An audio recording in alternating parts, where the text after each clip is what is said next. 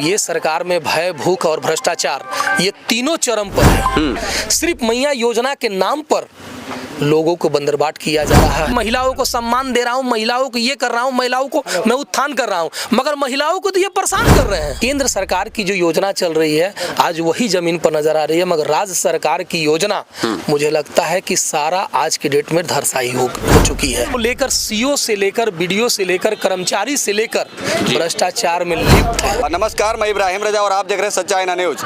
अभी हम मौजूद हैं पलामू जिले के रामगढ़ प्रखंड स्थित नवाडी पंचायत में और आप सभी को बता दें कि आज इस पावन धरती पे पलामू के लोकप्रिय सांसद विष्णु दयाल राम जी का आगमन हुआ। और अब आप सभी को पता होगा कि जब एक सांसद का आगमन कहीं ना कहीं ग्रामीण क्षेत्रों में कहीं ना कहीं कुछ तो तोहफा मिला होगा नवाडी पंचायत को। आइए बात करते हैं सर, आज जिस तरह से सांसद महोदय जी का आगमन इस नवाडी के पावन धरती पे हुआ, क्या सौगात दिया गया? देखिए, सबसे पहले तो हम लोग माननीय लोकप्रिय सांसद महोदय जी को आभार प्रकट करते हैं जी कि माननीय सांसद महोदय जी इस रामगढ़ प्रखंड को, रामगढ़ प्रखंड के जो ये सुदूरवर्ती क्षेत्र है जो पंचायत आपका नवाडी, इस पंचायत के लिए इन्होंने आपका प्रधानमंत्री जन मन योजना के अंतर्गत 3 पथ की स्वीकृति प्रदान कराए हैं जो कि काफी जर्जर स्थिति में। आज 4 पथ का शिलान्यास किए हैं। एक आपका बगल का पंचायत है करसो और 3 जो है ये नावाडी पंचायत का है। और मुझे लगता है कि इस प्रकार का इन्होंने सार्थक इनका जो प्रयास रहता है कि जो भी आपका आदिवासी बहुल क्षेत्र हो या दलित बहुल क्षेत्र हो, उस क्षेत्र में कैसे विकास का किरण पहुंचे, ये माननीय सांसद महोदय जी का बराबर प्रयास रहा है। और विभिन्न प्रकार की समस्याओं को दूर करने का इन्होंने लोकसभा से लेकर जहां तक कि पलामू की आवाज को विदेशों में भी जाकर रख रहे हैं, अपने देश का नेतृत्व कर रहे हैं। ये हम सभी के लिए सौभाग्य की बात है और हम सभी के लिए गर्व की बात है। जी सर, आप जो है कि एक सांसद प्रतिनिधि हैं, आपसे एक मेरा सवाल रहेगा। सर ये बताइए कि पलामू में जो भ्रष्टाचार फैली हुई है, आखिर थमने का नाम क्यों नहीं ले रहा है? देखिए, भ्रष्टाचार तो वाकई में दीमक बन गया है, नो डाउट, इसमें कोई किंतु परंतु नहीं है। मगर जब तक हम लोग जागेंगे नहीं तब तक भ्रष्टाचार रुकेगी नहीं। बिल्कुल ऐसे नहीं, सांसद महोदय बराबर इसमें प्रयास करते हैं, बराबर इस पर अंकुश लगाने का कोशिश करते हैं। मगर भ्रष्टाचार का बढ़ावा हम और आप देते हैं। कैसे देते हैं वो भी मैं बता दे रहा हूँ। अगर कोई भी जनप्रतिनिधि हो या कोई भी पदाधिकारी अगर आपसे बेवजह अगर 2 रुपया मांग रहा है, अब अगर आप जेन्युइन है उसको नहीं दीजिए और नहीं दीजिए, उस पर आप आवाज उठाइए, उस पर आप कंप्लेन कीजिए, आवाज उठाइए, तब जाके लोग धीरे धीरे जागरूक हो जाएंगे और ये भ्रष्टाचार रुकेगी।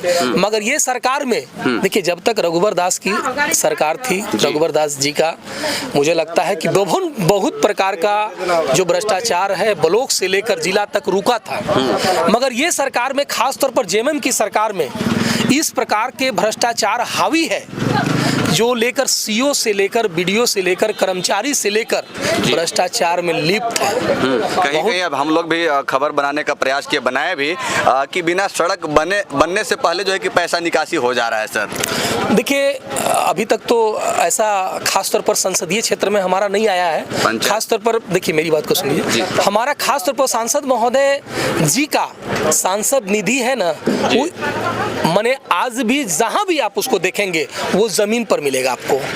मगर बाकी पंचायत स्तरीय क्या हो रहा है इसका आप लोग को भी मॉनिटरिंग करने की जरूरत है, प्लस वहां की जनता को भी मॉनिटरिंग करने की जरूरत है। आज तो माननीय सांसद महोदय जी ने कहा कि मैं योजना का ला दे रहा हूं, मैं स्वीकृत करा दे रहा हूं, मगर उसका मॉनिटरी हर जगह माननीय सांसद महोदय तो नहीं कर पाएंगे, यहाँ की जनता को ही करना होगा।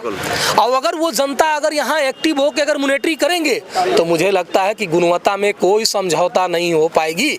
और सांसद महोदय ने स्वयं कहा है कि अगर इस प्रकार का किसी कॉन्ट्रैक्टर के द्वारा अगर भ्रष्टाचार या उस गुणवत्ता में अगर गुणवत्ता में खिलवाड़ किया जाएगा तो सांसद महोदय के पास आप लोग आवेदन दें, कंप्लेन करें, यथाशीघ्र उस पर कार्रवाई होगी और उसका काम को रोक दिया जाएगा। चलिए सर, जाते जाते अंत में एक सवाल करना चाहेंगे। अभी आपको पता होगा कि बजट सत्र चल रहा था और आज एक तरफ जो है कि झारखंड में इंडिया गठबंधन की सरकार है, यहाँ भी बजट आया और बिहार में एनडीए की सरकार है, तो क्या लगता है कहाँ के बजट से आप खुश हैं?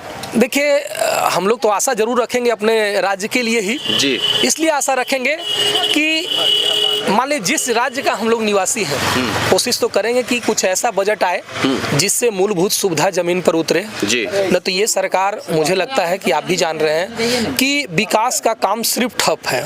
जो केंद्र सरकार की जो योजना चल रही है आज वही जमीन पर नजर आ रही है, मगर राज्य सरकार की योजना मुझे लगता है कि सारा आज के डेट में धरसाई हो चुकी है।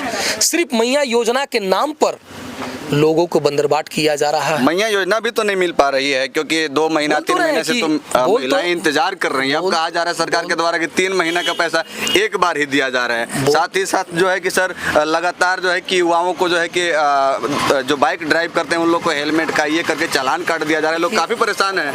मैं आपको स्पष्ट बता दे रहा हूँ, ये सरकार में भय, भूख और भ्रष्टाचार ये तीनों चरम पर है।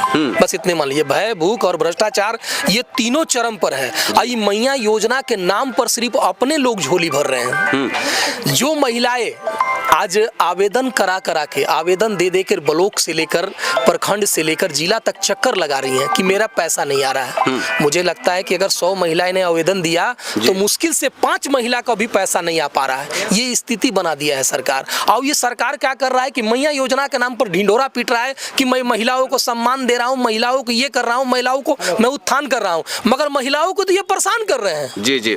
जो महिला रात भर लाइन लगकर दिन भर विधायक जी जो गढ़वा के विधायक सत्येंद्र नाथ तिवारी जी हैं, उनके द्वारा सवाल विधानसभा में उठाया गया कि जो महिला लोग जो खाना बनाती हैं, रसोईया का काम करते हैं, उन लोग को 2000, मैया लोग को 2500 रुपया दिया जा रहा है। तब लास्ट में वो लोग भी घर पे ही बैठ करके कहेंगे हम तो मैया सम्मान योजना का ही लाभ लेंगे। एकदम सच्चाई बात है, आपका भी कहना सही है कि जो बूढ़ बुजुर्ग, जो अभी एक बुजुर्ग आई हुई थी समस्या को लेकर माननीय सांसद महोदय जी के पास, सांसद महोदय ने उन पर तुरंत संज्ञान लिया और प्रयास किया कि ठीक है, आपका जो माने समस्या है वो निदान की जाएगी। तो वैसे बुजुर्ग को 2500 ना देकर जो व्यक्ति 2 रुपया के उसके पास कोई आश्रित नहीं है, वो न कमा सकता है, न कुछ कर सकता है, न कोई उसका आगे पीछे आसरा नहीं है, उसको 1000।